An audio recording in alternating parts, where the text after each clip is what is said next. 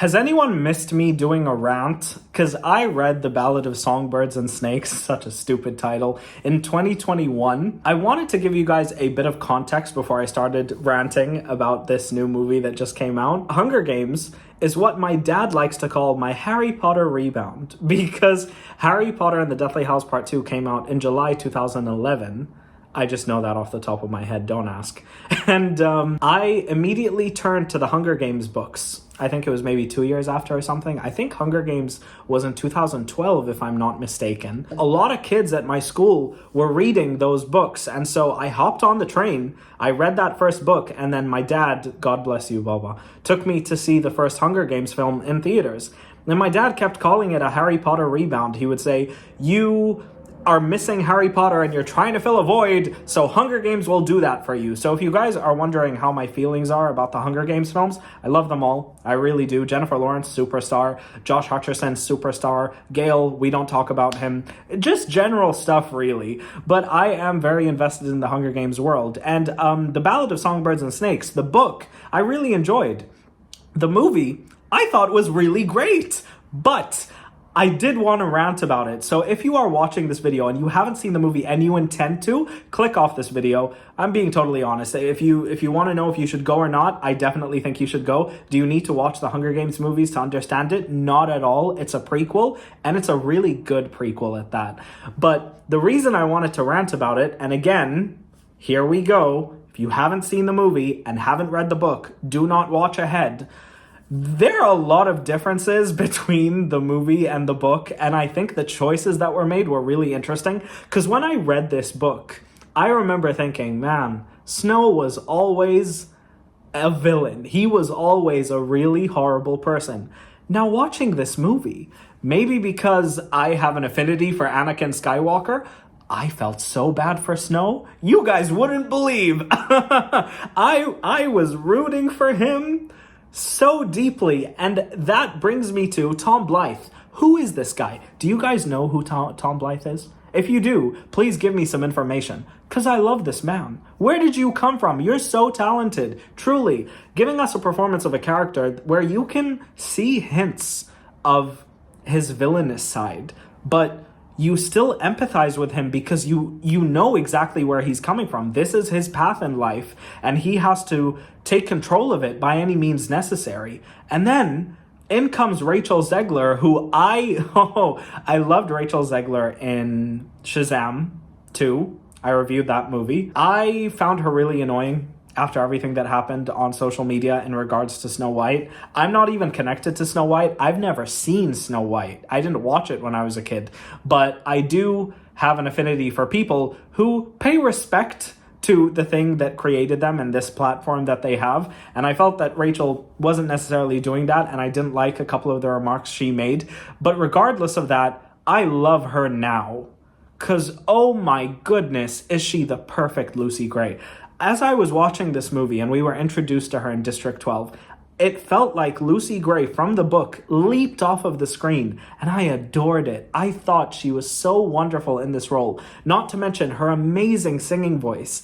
The only issue that I found was really strange for me, and a big difference from the book, is that in the book, yes, they gradually get to know one another, and in the movie, I just felt like they met each other, and then 2 scenes later, he was asking her, "Is this real?" and trying to kiss her. I thought that was crazy to me, and there weren't any cameras on them. Lucky Flickerman wasn't there, so I just thought, okay, that's odd. To carry on with that, the ending where you're supposed to see, because in the book, you see signs that Lucy Gray is kind of second-guessing what she wants to do.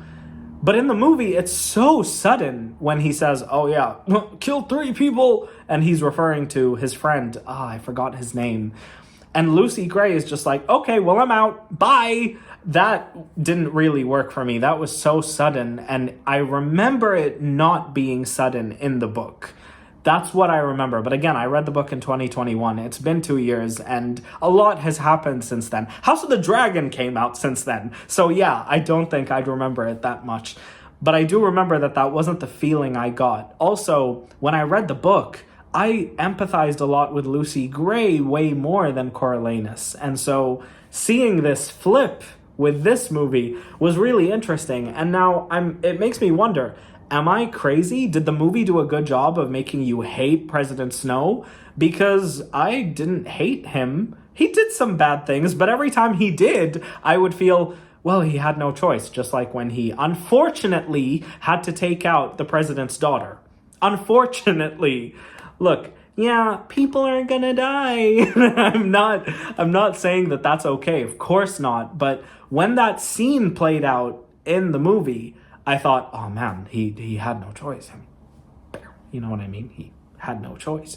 But in the book, I felt like he had a choice. I don't know what difference they made. I don't know if my personality has changed. I don't know if Westeros is making me more prone to violence, but I hope not. Of course not.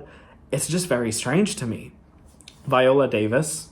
I have never seen Viola Davis play a villain, and she was phenomenal. She wasn't at all the way I thought she would be in the book, but this movie made her better.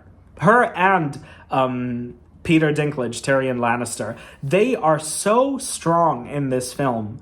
Even though their screen time isn't that much, it's actually very limited. Viola Davis in particular haunts the vibe of this movie, and I thought that worked really well for me. I also thought it was interesting seeing the Hunger Games from a totally different perspective. Firstly, there was a lot more insight towards the business aspect of the Hunger Games. And if you guys have watched a show like The Boys, which, you know, is a show about the media disguised as a superhero show, that gave me a lot of the energy that I got in the Ballads of Songbirds and Snakes, because you really get to see the game makers at play in this movie, which is something that the original Hunger Games movies didn't give you, because of course you were seeing it from Katniss's perspective inside the arena. Whereas in this movie, Lucy Gray is not the main character. She is in the games, but the main character is her sponsor, Snow. And you get to see how Snow manipulates everyone around him to make this girl win. And the motivation for it to be so that he can get a job, a really high-paying job, so he can feed his grandma and his cousin, played by the amazing Hunter Schafer, by the way. The role fits her so well. Just the day she was cast, I just knew that she was going to be perfect, and she was. This movie is great. This movie's really great. I loved it so much. But it did make me root for Snow, which is why I wanted to talk to you guys, because am I crazy? Am I, I feel really guilty because I don't know how to feel. Was I supposed to feel bad for Snow? Did you guys feel bad for Snow? Even when he sold out his friend, I was thinking, you're literally selling yourself out. You're going to get yourself killed, and Snow is going to go down with you, and you expect him to stay quiet? I'm going to be honest with you. Am I crazy? I don't know. Oh, I love movies that can make me question my own morality, Not abandon it. Hell no, that is something I would never do. But I love movies that can make me ask questions to myself. I love that. That's what film is for. And I just thought it was done so well. The rushing, though, was really strange because the movie is 2 hours and 40 minutes. But I felt like the beginning was rushed, and then all of a sudden Lucy Gray's shift was rushed too. I just thought that was strange. Also, the director, oh man, what's his name? Francis Lawrence. He directed The Hunger Games. Was it Francis Lawrence who directed this? I think so. If I'm wrong, please correct me. The reason I can't check my phone is because I film on my phone, by the way, just in case you guys didn't know. That's why I can't check my phone when I'm not sure about a fact. I know I should do background research. Anyways, Francis Lawrence. So interesting how his directing style has increased since and developed since the Hunger Games movies, because the long takes that he uses in the Hunger Games arenas, it's just unbelievable, really. I would still say Catching Fire is my favorite Hunger Games movie, of course, because you're never going to beat that scene where the IMAX ratio changes and Cinna is getting beaten up and Katniss is getting hurled out like, Cinna! It's cinema to me. It's cinema to me. And oh man, it's just really great. What a great franchise. What a great film. I really like The Hunger Games. It's really good stuff. This movie's great. It's really well directed. Tom Blythe is a superstar. Rachel Zegler is a superstar. Her last name in Arabic is not flattering. Yeah, just really great stuff. Also, Viola Davis. Wow. I've always loved her. Every single thing she's in, apart from Fences, that stuff was boring. But yeah, really good stuff. I love you guys so much.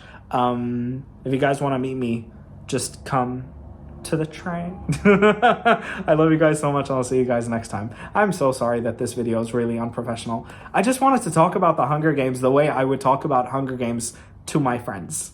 Because that's what the Hunger Games is. It's not Martin Scorsese. It's not killing flowers or moons. And it's certainly not dating a 25-year-old. I love you guys so much.